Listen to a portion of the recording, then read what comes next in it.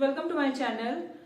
तो बेसिकली आज में पढ़ना है इंथैल्पी और हीट कैपेसिटी के बारे में। ठीक है, तो इंथैल्पी में हमें बेसिकली क्या पढ़ना है कि हमारा जो इंथैल्पी होता है क्या है। ठीक है, इसे हम रिएक्शंस में इससे रिलेटेड क्या समझते हैं। ठीक है, और इसका फर्स्ट लॉ ऑफ थर्मोडायनेमिक्स से हम इंथैल्पी चेंज कैसे फाइंड आउट करते हैं। और हीट कैपेसिटी के बारे में अगर हम बात करें तो मोलर और स्पेसिफिक हीट कैपेसिटी के बारे में हम डिस्कस करेंगे, और उसमें जो इम्पोर्टेंट टॉपिक है मेयर्स फार्मूला और पॉइजन रेशियो के बारे में हम थोड़ा सा डिस्कस करेंगे। ठीक है, और फिलहाल हमने 5 लेक्चर्स कंप्लीट कर दिए हैं और प्लेलिस्ट भी बना दी है। तो अगर मैं रिकमेंड यही करूंगी कि इस वीडियो को देखने से पहले आप उन लेक्चर्स को एक बार ही कंप्लीट कर लें। ठीक है, ताकि ये जो है आपको बेहतर तरीके से समझ आए। ठीक है, क्योंकि हर एक टॉपिक स्पेशली अगर आप एक चैप्टर एक यूनिट की बात करते हैं तो वहां पर तो रिलेटेड ही होती हैं एक दूसरे से चीजें। तो हम स्टार्ट करते हैं अपना टॉपिक।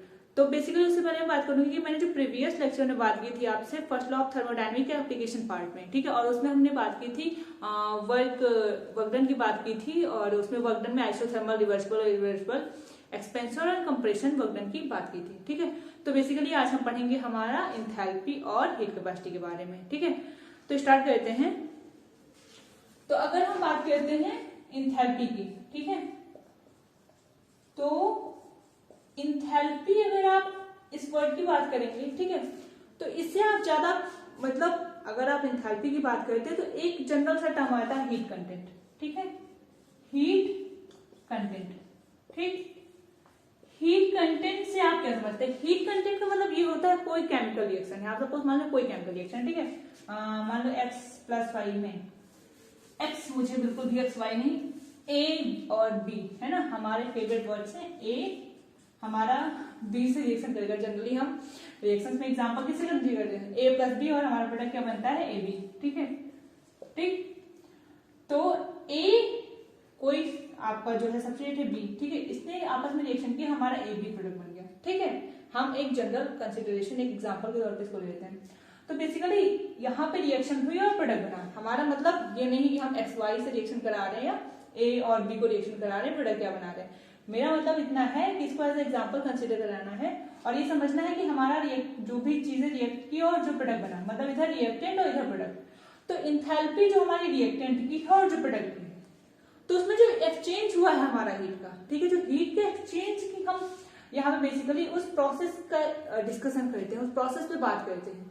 तो ये बेसिकली मैं कहने का मतलब सिर्फ इतना था कि कोई भी चीज हमारे केमिकल, अगर केमिकल रिएक्शन हो रही है, वहां पे कुछ भी रिएक्शन हुई, उसका प्रोडक्ट बना, तो वहां पर जो हीट का एक्सचेंज हुआ है, ठीक है, जो चेंजेस हीट में हुए हैं, ठीक है, वो हम इंथैल्पी में डिस्कस करते हैं। बस इंथैल्पी में और कुछ नहीं बोलते, बस हीट के चेंज और एक्सचेंज और इसी के डिस्कशन के बारे में हम बात करते हैं। ठीक है, तो आ जाते हैं हम इसकी डेफिनेशन पर। ठीक है, मैं डेफिनेशन पे ना आकर के डायरेक्टली आपको एक्सप्रेशन से डेफिनेशन तक लाने की कोशिश करूंगी। ठीक है, तो मैं एक्सप्रेशन से इसलिए डेफिनेशन की बात कर रही हूँ क्योंकि उसे आप जब इजिली और आसानी से बहुत ही जल्दी आप उसको फॉर्म कर पाएंगे डेफिनेशन को, जो आपके माइंड में लॉन्ग लास्टिंग रहेगी, आप उसको भूलेंगे नहीं, विदाउट एनी एफर्ट आप नहीं भूलेंगे। ठीक है, तो अगर आप बात करते हैं एंथैल्पी, जिसको हम जनरली H से डिनोट करते हैं, ठीक है, हम किसे डिनोट करते हैं?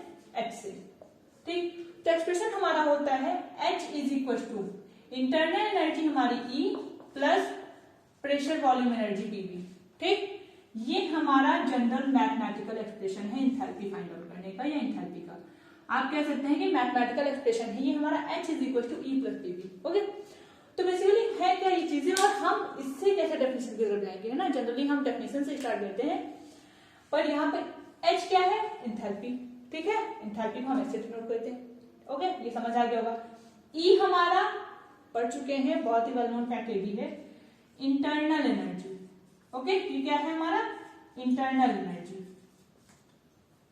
P इंटू V, आप याद करें प्रीवियस लेक्चर में हमने बात की थी W is equal to P into V। ठीक है, और फिर प्रेशर वॉल्यूम वर्क को और मैंने एलाबोरेट किया था, तो आया था W is equal to minus P external into delta V या V, जो भी कह लें आप। ठीक, तो इसकी तो हम खैर यहाँ पे बात नहीं करेंगे। ठीक है, गलत का निशान ना लगाओ क्योंकि गलत नहीं सही है। ठीक है, तो ये जो है PV। ठीक है, ठीक, तो ये हमारा वहां पे W इक्वल टू PV मतलब प्रेशर वॉल्यूम वर्क था, तो यहाँ पे बस यहाँ पे हम एनर्जी का एक टर्म कंसीडर कर रहे हैं, तो हम एनर्जी में ही कंसीडर करेंगे। तो ये क्या है? Pressure volume energy. क्या है? Pressure volume energy. ठीक है, आई होप आपको ये एक्सप्रेशन जरूर समझ आया होगा कि एंथैल्पी क्या होता है, energy plus pressure volume energy. देखो यही तो डेफिनेशन बन रही, अगर आप थोड़ा सा ध्यान देंगे तो एंथैल्पी क्या है, internal energy plus pressure volume energy. क्या है हमारा enthalpy, internal energy plus pressure volume energy, यही तो एंथैल्पी हमारा। ठीक है, तो इसको हम क्या लिख सकते हैं, अगर आप इसके डेफिनेशन पर जाएंगे तो बहुत ही प्यारी सी हमारी डेफिनेशन है, sum of internal energy, sum of internal energy and pressure volume energy, and pressure volume energy. ठीक है, इंटरनल एनर्जी और प्रेशर वॉल्यूम एनर्जी का जो सम होता है। ठीक है, अगर आप और बेहतर तरीके से समझें तो किसी भी सिस्टम, ठीक है, कोई भी प्रोसेस हो रही है हमारी, उसमें इंटरनल एनर्जी और प्रेशर वॉल्यूम एनर्जी, मतलब इंटरनल एनर्जी और प्रेशर वॉल्यूम एनर्जी का आप सम क्या कहेंगे, इंथैल्पी है। तो इंथैल्पी क्लियर हो गया कि sum of internal energy and pressure volume energy of any system और एनी प्रोसेस। ठीक है, और अगर आप केमिकल रिएक्शंस में बात करेंगे तो एक्सचेंजेस जो होते हैं, आपके हीट का एक्सचेंज होता है। ठीक है, तो वो आपका जो हीट कंटेंट उस सिस्टम का टोटल हीट कंटेंट, वो आपका एंथैल्पी कहलाता है। ठीक, तो आई होप ये आपको समझ आ गया होगा। ठीक है, तो अगर आप इसके चेंज की बात कर लिए तो हो गई एंथैल्पी, है ना। ठीक है, ये हो गई आपकी एंथैल्पी। अगर आप बात करते हैं चेंज इन एंथैल्पी की, ठीक है, ये ऐसे वर्ड्स हैं जो थर्मोडायनामिक में हर जगह आपको देखने को मिल जाएंगे। ठीक है, और न्यूमेरिकल्स में तो खासकर चले आते हैं मुंह उठा के कि find out the enthalpy, entropy calculation करो, जो हम सेकंड लॉ ऑफ थर्मोडायनामिक्स में बात करेंगे। ठीक है, तो बेसिकली एंथैल्पी, अब अगर आप बात करते हैं चेंज इन एंथैल्पी की, ठीक है, चेंज इन एंथैल्पी, तो हमारा जो एक्सप्रेशन होता है फर्स्ट लॉ ऑफ थर्मोडायनामिक्स, अगर आपको याद होगा फर्स्ट लॉ ऑफ थर्मोडायनामिक्स का एक्सप्रेशन क्या होता है, हमारा फर्स्ट लॉ ऑफ थर्मोडायनामिक्स का एक्सप्रेशन होता है Q is equal to delta E plus W। ये हमारा एक्सप्रेशन होता है फर्स्ट लॉ ऑफ थर्मोडायनामिक्स का, Q is equal to delta E plus W। ठीक है, अब देखो ये हमारा हीट, ये delta E change in internal energy, और ये हमारा W। ठीक, W हमारा W is equal to P into V। ठीक है, तो हम इतना एलाबोरेट पे नहीं जाएंगे, इतने एलाबोरेशन पे इसके। ठीक है, बेसिकली जो हमारा एक्सप्रेशन है H is equal to E plus P into V। ठीक, अब अगर आप बात करोगे, ठीक है, हमने कहा था कोई केमिकल रिएक्शन होती है। ठीक है, तो सपोज कोई रिएक्टेंट होता है, ठीक है, ठीक, और उससे हमारा बनता है प्रोडक्ट। तो यहाँ पे जो ये हमारा जो क्या कहते हैं एंथैल्पी रहा होगा, इस रिएक्शन की जो रिएक्टेंट की एंथैल्पी रही होगी वो हमारी मान लो HR। ठीक है, ये आपके कंपनी वाले HR नहीं है। ठीक है, ये एंथैल्पी ऑफ रिएक्टेंट। ठीक है, और फिर आपका जो प्रोडक्ट की रही होगी HP, और इसको भी आप HP अपना वो सिलेंडर वाला नहीं समझिएगा। ठीक है, प्रोडक्ट ऑफ एंथैल्पी ये वो है। ठीक है, तो बेसिकली ये आपकी रिएक्टेंट की एंथैल्पी है, तो इसका जो डिफरेंस होता है, ठीक है, आप कह सकते हैं HP माइनस HR, जो ये डिफरेंस होता है ये कहलाता है चेंज, जिसको हम अक्सर या हमेशा कहते हैं डेल्टा लगा करके ही चेंज को डिनोट करते हैं। तो ये आपकी एक बेसिक सी चीज। ठीक है, ठीक, तो ये समझ में आई। ठीक है, तो अगर आप इसमें चेंज की बात करते हैं तो कुछ नहीं, बस इसी एक्सप्रेशन में आप चेंज की बात कर लें। ठीक है, तो क्या हो जाता है, ठीक है, ये हो जाता है delta H is equal to delta E plus P into delta V। और ध्यान रखिएगा यहां पे हमने प्रेशर कांस्टेंट लिया, एंथैल्पी में आप प्रेशर एट कांस्टेंट प्रेशर, मतलब किसी भी केमिकल रिएक्शन में, किसी भी रिएक्शन में, किसी भी प्रोसेस में कोई भी चेंज करा रहे हैं तो आप प्रेशर कांस्टेंट लें या वॉल्यूम कांस्टेंट लें, दोनों पर ही निकाल सकते हैं। ठीक है, तो जब आपने प्रेशर कांस्टेंट लिया तो P डेल्टा V, आप volume constant V delta V कर दें। ठीक है, उससे कोई फर्क नहीं पड़ रहा। ठीक है, फिलहाल आप इतना समझें। ठीक है, तो ये आपका चेंज इन एंथैल्पी हो गया, delta H is equal to delta E और P डेल्टा V। और अगर आपको डेल्टा H ये सेपरेट समझना है तो डेल्टा एच क्या होगा, आप किसी रिएक्शन में मान लो प्रोडक्ट का आपने H2 मान लिया है, प्रोडक्ट की एंथैल्पी, और रिएक्टेंट की H1 है, तो ये डेल्टा एच। ठीक है, इंटरनल एनर्जी ऐसे ही प्रोडक्ट और रिएक्टेंट की, internal energy E2 minus E1। ठीक है, change in volume V2 minus E1। तो ये आप समझ सकते हैं, ये HR HP आप जैसे भी डिनोट कर पाए, आपकी मर्जी, आपका मन, आप जिसमें कंफर्टेबल हो, जो आपको पसंद आता हो, जिसमें आपको खुशी मिलती हो बेसिकली। ठीक है, जिससे भी आपको समझ आता हो, जहां भी आप कन्वीनियंट हो अपने हिसाब से वो आप कर लें। ठीक है, तो ये था हमारा एंथैल्पी। ठीक है, थोरोली हम एक बार मैं फिर से आपको एक बार बता देती हूँ, एंथैल्पी कुछ नहीं होता। ठीक है, एंथैल्पी आई मीन होता है, ऐसा नहीं कि कुछ भी नहीं होता। एंथैल्पी क्या है, हीट कंटेंट किसी भी प्रोसेस का, किसी भी सिस्टम का टोटल हीट कंटेंट। ठीक है, अब बेसिकली होता क्या, हीट कंटेंट क्या है, ये कौन सी बला है, तो ये कोई भी केमिकल रिएक्शन हमारी है, कोई भी प्रोसेस हमारी है, तो वहां पर हम क्या करते हैं, कोई प्रोसेस सपोज, ठीक है, उसमें कुछ भी हमने लिया और जाकर के हमें प्रोडक्ट कुछ मिला, तो वो रिएक्शन जो हुई है, रिएक्टेंट से प्रोडक्ट तक पहुंचा है, या इनिशियल से फाइनल स्टेट में कोई चीज पहुंची है, तो उसके बीच में कितना ट्रांसफर हुआ है हमारी हीट का। ठीक है, जो भी ट्रांसफरेंस हो रहा है हीट का वो।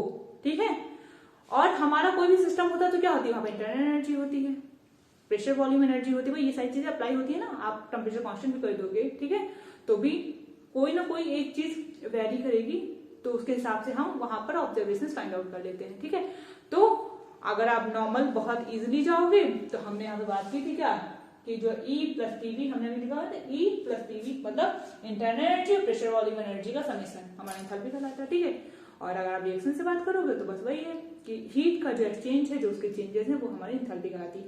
चेंज इन एंथैल्पी, जो आप रिएक्टेंट और प्रोडक्ट में जो आपने ऑब्जर्व किया एंथैल्पी में चेंज, बस उसी का हम चेंज कंसीडर कर लेते हैं।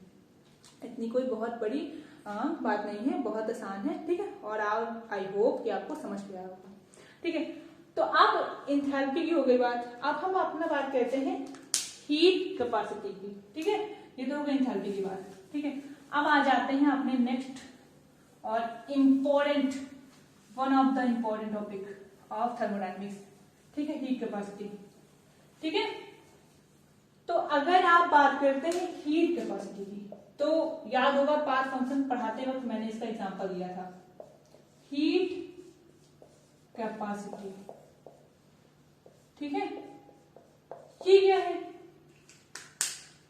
तो हीट कैपेसिटी का मतलब होता है कि आप किसी भी प्रोसेस के लिए, ठीक है, कोई भी सब्सटेंस है, उसको आप 1 डिग्री सेंटीग्रेड टेम्परेचर रेज करने के लिए कितनी हीट प्रोवाइड करते हैं। ठीक है, आप कोई भी प्रोसेस है, कोई भी सब्सटेंस है, कोई भी सिस्टम है, उसको 1 डिग्री सेंटीग्रेड, कितना, 1 डिग्री सेंटीग्रेड टेम्परेचर रेज करने के लिए जो आप हीट को प्रोवाइड करते हैं, जो आप हीट देते हैं उस पर्टिकुलर सिस्टम को, वो कहलाता है आपका हीट कैपेसिटी। ठीक, तो हीट कैपेसिटी क्या है कि किसी भी सिस्टम, फिर से समझ लें, किसी भी सिस्टम को 1 डिग्री सेंटीग्रेड आप जो है, जो प्रोवाइड करते हैं, ठीक है, 1 डिग्री सेंटीग्रेड टेम्परेचर को रेज करने के लिए जो हीट को प्रोवाइड करते हैं, मतलब हीट आप जो सिस्टम, सपोज कोई सिस्टम है, मान लें ऐसे समझ लें, ये सपोज आपका सिस्टम है। ठीक है, छोटू से तो नहीं होता सिस्टम, होता है, क्यों नहीं होता, एवरीथिंग इज पॉसिबल। ठीक है, तो ये आपका सिस्टम है। ठीक, तो आप सपोज इसको हीट प्रोवाइड करा रहे हैं।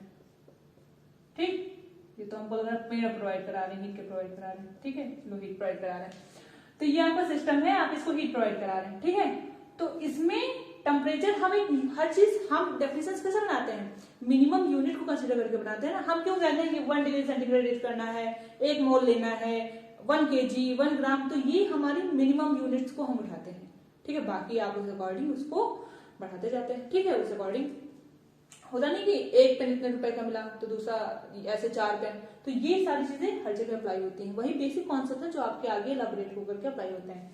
तो कोई सिस्टम है, ठीक है, अब यहाँ पे कोई रिएक्शन हो रही है, कुछ भी हो रहा, ठीक है, कुछ भी का मतलब स्टडी, ऑब्जर्वेशन स्टडी, बस और कुछ भी नहीं। ठीक है, तो यहाँ पे सपोज कोई रिएक्शन हो रही, ठीक है, कोई भी ऑब्जर्वेशन हम कर रहे हैं, ठीक है, अंडर थर्मोडायनेमिक कंसिडरेशन। ठीक, तो आप इसको कितनी हीट प्रोवाइड करेंगे, या जो भी हीट प्रोवाइड करेंगे इस सिस्टम के टेम्परेचर को 1 डिग्री सेंटीग्रेड बढ़ाने के लिए, वो आपकी कहलाएगी हीट कैपेसिटी। समझ गए आप? आई होप समझ गए होंगे। ठीक है, तो बेसिकली यही होता है कि आप कितनी हीट प्रोवाइड कराएंगे किसी पर्टिकुलर प्रोसेस या किसी पर्टिकुलर सिस्टम या किसी पर्टिकुलर ऑब्जर्वेशन जो आप कर रहे हैं उसका 1 डिग्री सेंटीग्रेड टेम्परेचर रेंज हो जाएगा। ठीक, अब यहाँ पे दो चीजें होती हैं। ठीक है, पहले इसके फॉर्मूले की बात कर लेते हैं। अगर हमने बात की है तो heat capacity C is equal to, ठीक है, ये होता है dt अपॉन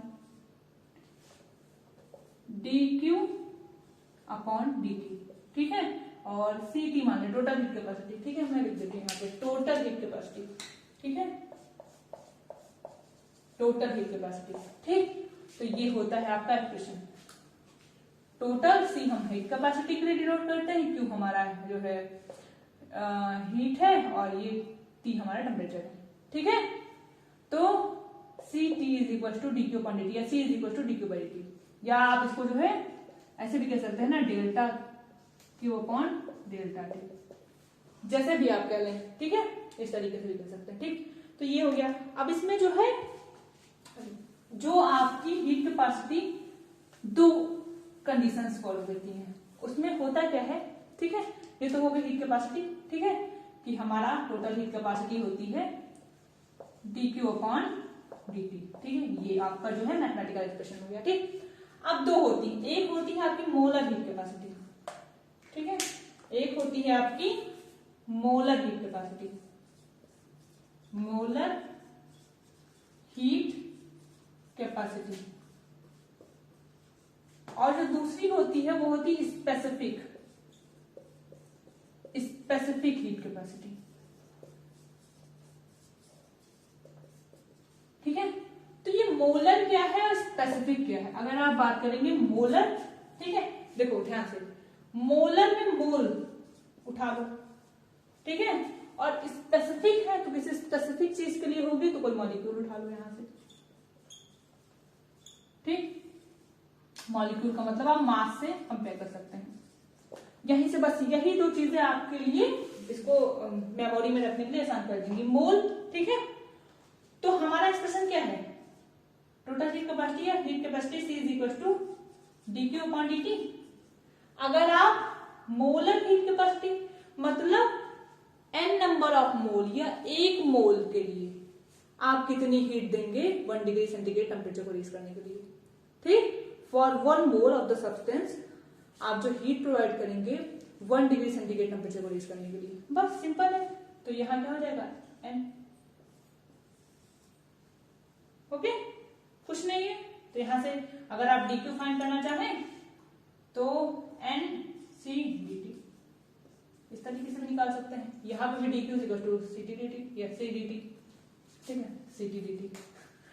फिर आप आ जाते हैं स्पेसिफिक। ठीक है, तो यहाँ पे मैंने मास मतलब 1 ग्राम जनरली हम कंसीडर कर लेते हैं ना, या कोई भी आप मास, कोई मतलब मॉलिक्यूल के लिए आप कितनी हीट प्रोवाइड करेंगे कि 1 डिग्री सेंटीग्रेड का टेम्परेचर रेज हो जाए।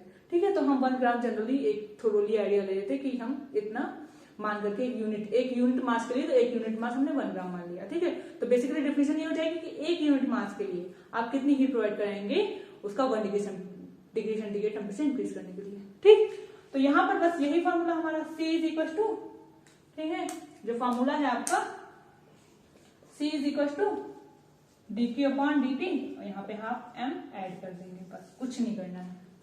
ठीक है, तो ये dq, अगर आप dq निकालें तो equal to cm into dt। cm नहीं है सर, ये cm साहब नहीं है, ये हीट कैपेसिटी है और ये मास।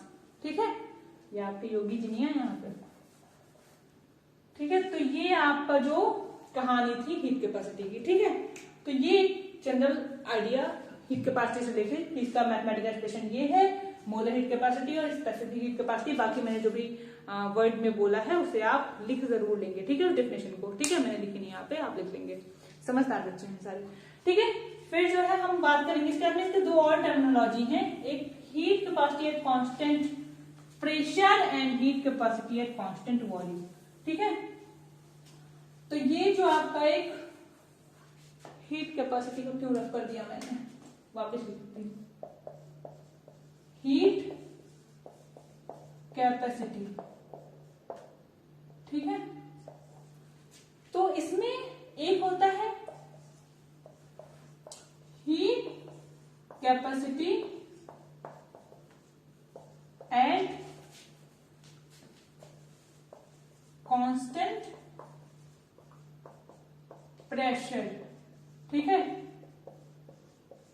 जिसको आप सीपी से डिनोट करते हैं, ठीक। और जो दूसरा होता है हीट कैपेसिटी एट कांस्टेंट, ऐसे लिख देती हूं मैं, एट कांस्टेंट वॉल्यूम, और इसको आप सीबी से डिनोट करते हैं, ठीक है। अब ध्यान से समझिए, अगर आप जो है heat capacity at constant pressure constant volume की बात करेंगे, ठीक है, तो ज्यादा कुछ नहीं है भाई। कांस्टेंट प्रेशर पर जब आप प्रेशर को कांस्टेंट कर दें, pressure is kept at constant, तो आप हीट कैपेसिटी कैलकुलेट कर लें, फिर वॉल्यूम को कांस्टेंट कर दें, फिर आप हीट कैपेसिटी कैलकुलेट कर लें, बस यही, ठीक है। लेकिन इसका एक रिलेशन बनता है, ठीक है, जो मेयर्स फॉर्मूला कहलाता है, ठीक है। और उससे पहले में जो आपको अगर रिमेम्बर होगा, आई गेस सेकेंड या थर्ड लेक्चर में हमने बात की थी, प्रोसेसेस की कुछ बात की थी जब मैंने स्टार्ट किया था थर्मोडायनेमिक्स, तो सेकेंड या थर्ड लेक्चर मुझे याद नहीं है, उसमें प्रोसेसेस की बात की थी कि हमारी आइसोथर्मल प्रोसेस होती है, आइसोकोरिक प्रोसेस होती है, आइसोबारिक में लिख देती हूँ, ठीक है। हमारी जो प्रोसेस की बात की थी हमने, एक हमने बात की थी आइसोथर्मल की, ठीक है, दूसरी हमने बात की थी आइसोकोरिक की, ठीक है, और एक था हमारा आइसोबारिक प्रोसेस, ठीक है, और था एडियाबेटिक। तो बेसिकली इसमें वहां पे तो मैंने बता दिया था, लेकिन कुछ क्वेश्चन हीट कैपेसिटी से रिलेटेड पूछ लिए जाते हैं अक्सर एमसीक्यूज में या नॉर्मल ऐसे भी, कि आइसोथर्मल के लिए हमारी हीट कैपेसिटी क्या होती है। तो अगर आइसोथर्मल की बात करेंगे तो वो इनफाइनाइट होती है उसकी वैल्यू हीट कैपेसिटी की, ठीक है। आप बहुत डीपली जाएंगे कि इनफाइनाइट कैसे होती है। अरे आइसोथर्मल मतलब टेम्परेचर कांस्टेंट रख दिया, कितनी भी आप हीट प्रोवाइड करते जाओ, कोई मतलब नहीं, इन्फिनिटी तक जा सकती है, ठीक। आइसोकोरिक मतलब आप यहाँ पर यही है जो हम कह रहे थे हीट एट कांस्टेंट वॉल्यूम, तो बस आइसोकोरिक पर हीट कैपेसिटी क्या कहलाती है, C is equal to CB, ठीक है। C is equal to heat capacity is equal to या heat capacity at constant volume, वो हमारा आइसोकोरिक आ जाता है, ठीक है, ठीक। आइसोबारिक प्रेशर कांस्टेंट होता था वहां पर, अगर आपको याद होगा, तो C is equal to CP, heat capacity at constant pressure, वो आइसोबारिक हो जाएगा, ठीक है। आप बार से प्रेशर को उसकी वाइज मैच कर लिया करें, ठीक है। एडियाबेटिक में हम सभी को पता है कि क्यू क्या होता है, जीरो, हीट का कोई ट्रांसफर नहीं होता, तो ऑब्वियसली जब हीट का कोई ट्रांसफर नहीं होता है तो हीट कैपेसिटी भी हमारी जीरो हो जाएगी, ठीक है। तो ये छोटी सी बात है, इसे आप याद रखेंगे, लिख लेंगे, क्योंकि क्वेश्चन आ जाते हैं जनरली, और ये छोटी छोटी सी चीजें हैं और फिर हमारे मार्क्स कट जाते हैं, चले जाते हैं, ठीक है। तो आप इसे याद रखेंगे। तो ये हम बात कर रहे थे heat capacity at constant pressure constant volume की, ठीक है। तो एक बस मेयर्स फार्मूला और पॉइजन रेशियो आप समझ लें, जो कि पूछा जाता है, उनकी वैल्यूज पूछी जाती हैं, ठीक है। तो अगर आप बात करेंगे आज मेयर फार्मूला की, ठीक है, हमको किसकी बात करनी है, रिलेशन बिटवीन, आपको बात करनी है relation between CP and CB, ठीक है, मतलब heat capacity at constant pressure and heat capacity at constant volume, इसकी बात करनी है, ठीक है। तो इसको हम ध्यान से समझते हैं। देखो होता क्या है हमारा, हमने भी एंथैल्पी पढ़ी ना, H is equal to E plus PV, ये भी हमने एंथैल्पी पढ़ी है, ठीक है। हमने ये पढ़ा H is equal to E plus PV, ठीक है। तो अगर आप आइडियल गैस इक्वेशन की बात करेंगे, ठीक है, किसकी बात करनी है हमने, आइडियल गैस इक्वेशन की। हमारी आइडियल गैस इक्वेशन क्या होती है, ठीक है। तो आइडियल गैस इक्वेशन हमारी होती है PV is equal to nRT, है ना, सबसे प्यारी सबसे अच्छी बच्ची ये इक्वेशन है, हर जगह आ जाती है, आप बुलाएंगे नहीं बुलाएंगे, ठीक है, गैसेस स्टेट में भी आ जाएगी, थर्मोडायनेमिक्स में भी आ जाएगी, हर जगह आ जाती है, ये बहुत ही प्यारी बच्ची है, ठीक है। चलो कोई बच्ची नहीं है, इक्वेशन है, इंपॉर्टेंट है, ठीक है, और इसका बहुत ही ज्यादा हर जगह बहुत सारी चीजें आप आइडियल गैस इक्वेशन से प्रूव करते हैं, ठीक है। तो PV is equal to nRT, तो ये n क्या है, नंबर ऑफ मोल्स है ना, गैसेस सिस्टम के नंबर ऑफ मोल्स ही तो है, तो ये n नंबर ऑफ मोल्स के लिए है ना, हमको चाहिए कितने के लिए, 1, आई नीड जस्ट ओनली 1। तो अगर 1 मोल की बात करेंगे, फॉर 1 मोल, ज्यादा नहीं चाहिए हमको, बस 1 मोल चाहिए, बस इसको क्या करना, हटा देना है, निकलो यहाँ से, तुम्हारी अब हमको जरूरत नहीं है। ऐसा ना करना, ठीक है। हर किसी की जरूरत होती है वक्त पर। PV is equal to RT, ठीक है।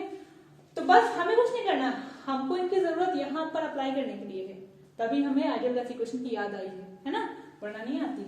तो H is equal to E plus RT, इस PV की जगह पे हमने RT रखा है, इसीलिए हमने इसको याद किया। हमने कहा तुम आ जाओ जल्दी से ताकि हमें अप्लाई कर पाए। ओके, तो H is equal to E plus RT, ठीक। अब देखो इसको करते हैं डिफरेंशिएट एट कांस्टेंट टेम्परेचर, तो ये हमारा हो जाएगा DH अपॉन DT। ओके, ये हो जाएगा DE अपॉन DT, और टेम्परेचर कांस्टेंट और डिफरेंशिएशन में जो चीज हम कांस्टेंट लेते हैं वो कर देते हैं 0, खत्म, ठीक है। तो ये हो गया हमारा एक एक्सप्रेशन। ब्रैकेट लगा दो तो शायद कुछ याद आ जाए। आया याद?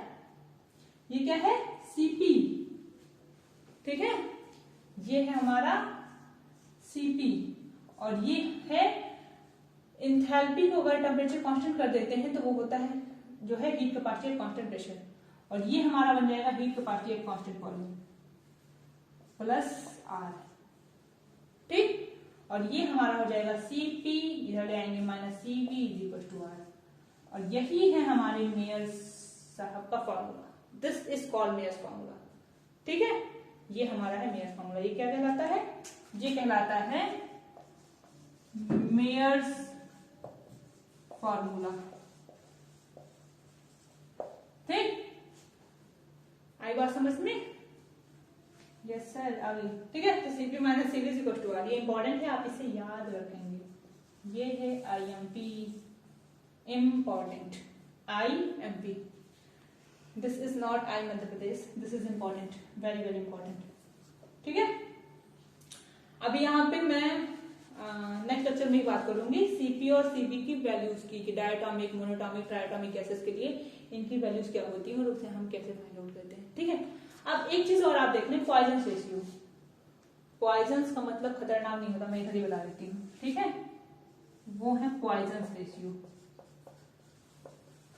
आप बहुत समझदार हैं और आप समझ के लिख लेंगे सब जो भी मैंने जिगजैग वे में लिखा हुआ है। पॉइजन रेशियो ये Cp और Cv का रेशियो होता है जो कि गामा से डिनोट किया जाता है। तो Cp upon Cv is equal to gamma, ठीक है, इज इक्वल टू गामा, ठीक है। Cp upon Cv is equal to gamma, ये हमारा कहलाता है पॉइजन रेशियो, ठीक। बस, तो ये जनरल चीजें हैं। बेसिकली क्या बात की हमने? एंथैल्पी की बात की, हमने जो है हीट कैपेसिटी की बात की, इसमें पॉइजन रेशियो को समझा, मेयर्स फार्मूला, ठीक है। मतलब सारी ही बेसिक जो भी बातें थी आज की हमने समझ ली। तो अब हम नेक्स्ट लेक्चर में क्या पढ़ेंगे? हम जो है इसी के जो ये गैसियस के जो भी वैल्यूज हैं, मोनोटॉमिक, डायटोमिक, इन सब की वैल्यू डिस्कस करेंगे और सेकंड लॉ ऑफ थर्मोडायनामिक्स के पढ़ेंगे। Thank you so much.